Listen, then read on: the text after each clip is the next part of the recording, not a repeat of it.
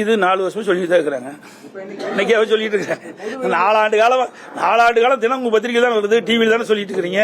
இதே டிடிவி தானே பேசிக்கிட்டே இருக்காரு. இன்னைக்கே பாத்துட்டு இருக்காரு.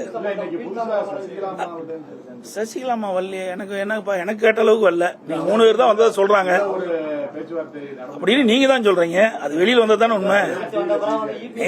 நீங்க கற்பனையான கேள்விக்கு என்னால் பதில் சொல்ல முடியாது. யாரு பேசிட்டு இருந்தாங்க? உள்ளாய் 3 பேரும் பேசியிருக்கிறாங்க. அவகிட்ட பேசினாங்களா? தவறான கேள்வி கேட்க வேண்டாம், உண்மையான கேள்வி கேளுங்க. இப்ப 3 பேர் செய்தியாளர் சந்திச்சுங்கிறீங்க. அது சந்திச்சிருக்கிறாங்க, நான் கேள்விப்பட்டேன். நான் பார்க்கல. 3 பேர் சந்திச்சிருக்கிறாங்க. அது ஏற்கனவே போட திட்டம் தானே. இன்னைக்கு நேரத்தை போட்டாங்க. அதிமுகவில் இருக்கின்ற பொழுது குழி பறிச்ச காரணத்தினால தான் நாங்கள் வெற்றி வாய்ப்பு இழந்துட்டோம். இப்படிப்பட்ட துரோகிகள் அதிமுகவில் இருந்த காரணத்தினால தான் எங்களை 2021 ஆட்சிக்கு வர முடியல. புரியுதுங்களா? இப்ப 2 நாளைக்கு முந்தைய என்ன சொன்னார் ஓபிஎஸ்? இவரே அதிமுக கட்சிக்காரர், இவரே ஒருங்கிணைக்கின்றவர். உண்மையான அனைத்து இந்திய அண்ணா திராவிட முன்னேற்ற கழகத்தை மனசுல இருந்து இந்த வார்த்தை வராது. 2 நாளைக்கு முந்தி சொன்னார்ல, அண்ணா திமுக ஆட்சிக்கு வரும்னு சொன்னார். இவர் எப்படி போய் ஒன்றாக இணைய முடியும்? இதெல்லாம் திமுக பி டீமா இருந்து செயல்படுறாங்க.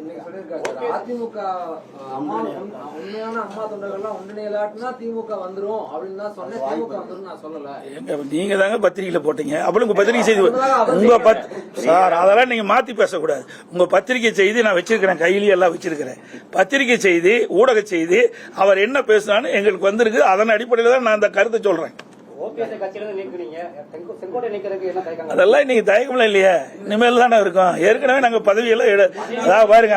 அதிமுகவை பொறுத்த வரைக்கும் யார் துரோகம் செஞ்சாலும் சரி, தலைமைக்கு உடைய கருத்தை அவர்கள் முழுமையாக கடைபிடிக்காவிட்டால் யாராக இருந்தாலும் உரிய நடவடிக்கை எடுக்கப்படும். அந்த நடவடிக்கை எடுத்துக்கிட்டு இருக்கிறோம்.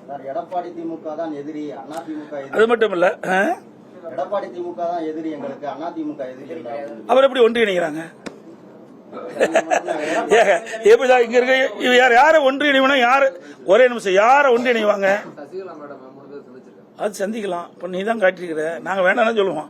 அது அவருடைய விருப்பங்க. அது தனி, ஒவ்வொருத்தருடைய விருப்பம். அதை போய் நம்ம ஒருத்தருடைய விருப்பத்தை போய் மாறா நம்ம பேச முடியாது. அது என்ன கருத்து என்ன ஏதுன்னு எங்களுக்கு தெரியாது.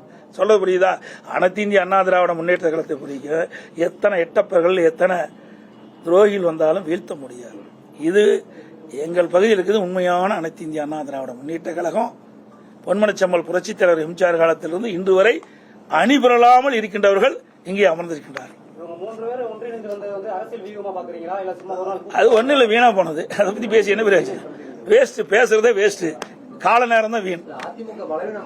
எதுக்கு பலவீனம் ஆகுது? எப்படி பலவீனம் ஆகும்? யாரு நீங்க சொல்லலாம் சவுத்துல பலவீனம் யாரு சொன்னது? அதெல்லாம் நீங்களா ஒரு கற்பனை கண்டி பேசாதீங்க. மக்களுடைய மனதுதான், மக்கள் தான். ஊடக நம்பர்களும் பத்திரிகை நம்பர்களும் இதே தூவம் போட்டுட்டே இருக்கிறீங்க. அதிமுக பலவனும் சார். அதுக்கு முந்தி 10 ஆண்டு திமுக இருந்த அப்ப என்ன பண்ணீங்க சார்? 2011 2021 வரைக்கும் அதை பத்தி ஏதாவது பேசுறீங்களா? 10 ஆண்டு காலம் பிரதான எதிர்கட்சி கூட வர முடியல திமுக. கருணாநிதி இருக்கும் போதே நாங்க அப்படி இல்ல, பிரதான எதிர்கட்சியை வந்து அமர்ந்திருக்கிறோம். 2021 75 இடங்கள் அதிமுக வெற்றி பெற்றிருக்குது. அப்படி இருக்கும்போது வேணுமென்னு திட்டமிட்டு அவதூறு செய்தி நீங்க பரப்பிட்டு இருக்கிறீங்க. அதுதான் திமுக 2011 எங்க இருந்தது? எத்தனை தேர்தலில் தோல்வி விட்டுறாங்க? அதை பத்தி ஏதாவது ஊடகம் ஏதாவது விவாதிக்கிறீங்களா? பத்திரிகை ஏதாவது போடுறீங்களா? ஆளுங்கட்சியா இருக்கும் போது அதிமுக விமர்சனம், எதிர்கட்சியா இருக்கும் போது அதிமுக விமர்சனம். அதிமுக கட்சி ஒன்று கட்சியினா உங்களுக்கு ஊடகத்துக்கு செய்தி இல்லாம போயிருக்கு.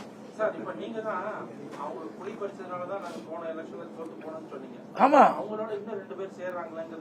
ஆமாங்க, அப்படி இருந்திருக்கிறாங்க. அப்படி இருக்காடு தானே?